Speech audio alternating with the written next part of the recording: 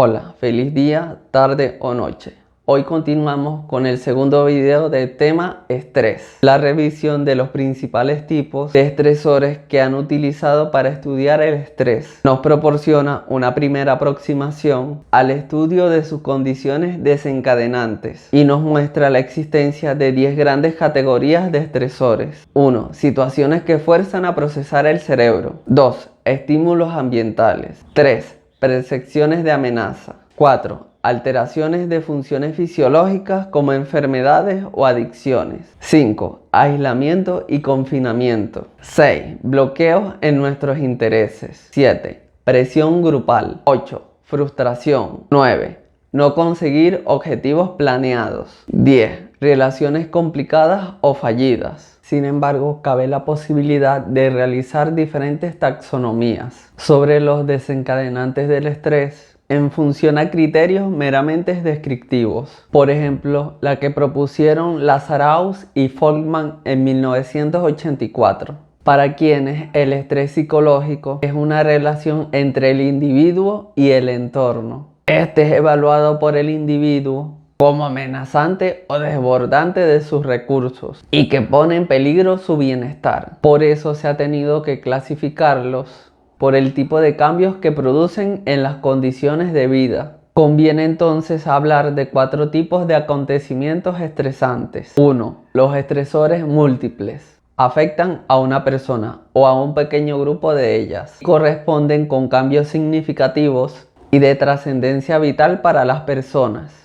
2. Los estresores únicos. Hace referencia a cataclismos, cambios drásticos de condiciones del entorno de vida de las personas, que habitualmente afectan a gran número de ellas. 3. Los estresores cotidianos. Se refieren al cúmulo de molestias, imprevistos y alteraciones en las pequeñas rutinas cotidianas. 4. Estresores biogénicos. Son mecanismos físicos y químicos que disparan directamente la respuesta del estrés, sin la mediación de los procesos psicológicos. Estos estresores pueden estar presentes de manera aguda o crónica y también pueden ser resultado de la anticipación mental acerca de lo que puede ocurrir en el futuro. ¿Cómo afecta el estrés al cuerpo? 1.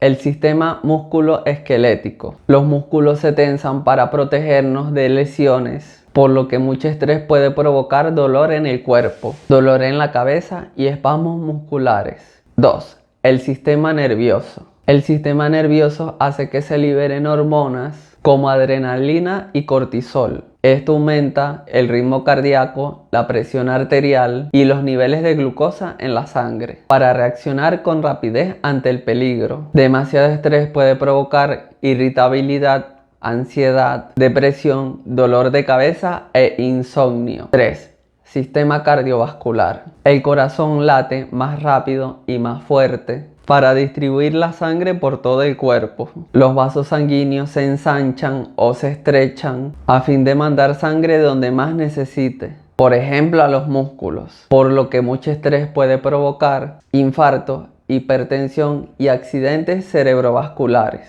4.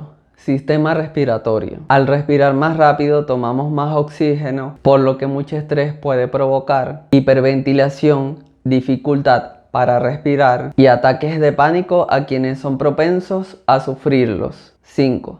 Sistema endocrino. Las glándulas producen hormonas como la adrenalina y el cortisol, que ayuda a que el cuerpo reaccione frente al estrés. El hígado aumenta el nivel de azúcar en la sangre para darnos más energía. Demasiado estrés puede provocar diabetes, defensas bajas y por lo tanto enfermedades, cambios de humor y aumento de peso. 6. Sistema reproductivo. El estrés podría afectar el deseo y la función sexual. Demasiado estrés podría provocar impotencia sexual o alteración del ciclo menstrual. 7. Sistema gastrointestinal. La forma en la que el cuerpo procesa alimentos se ve alterada. Demasiado estrés podría provocar vómito, náusea, diarrea y estreñimiento. Y este ha sido el final de la segunda parte del video de hoy. Chao.